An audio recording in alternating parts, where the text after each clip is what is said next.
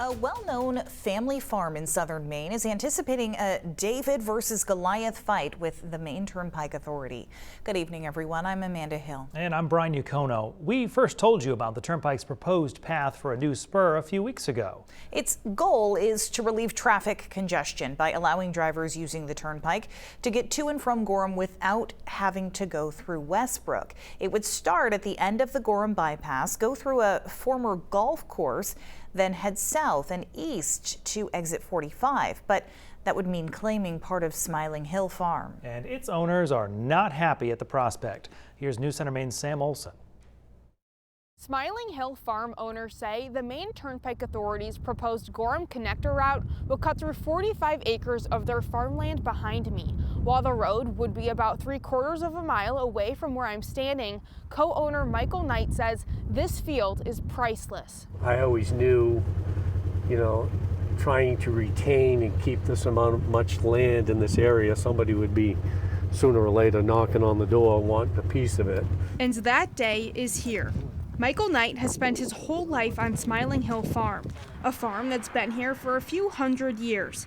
And he says the new Gorham connector could put everything his family has worked for at jeopardy. I don't want to be the generation that can't farm this anymore.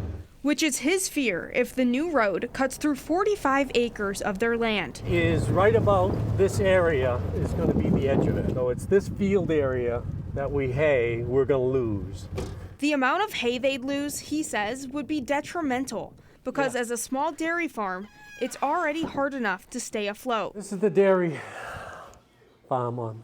The Maine Turnpike Authority's executive director, Peter Mills, says the highway itself won't impact the parts of the farm that many Mainers know and love. We certainly aren't asking for any part of the active farm or the active wood business that they have. Mills says the Turnpike Authority has already bought about 35% of linear distance they need and are still in the process of speaking with other landowners. Mills says he'd like to have Knight's help rather than using eminent domain, which he says is always the last resort. We don't anticipate using eminent domain. We usually come to terms with people. But this 13th generation farmer is worried this proposal could just be the first of many that could need a slice of their 550-acre farm.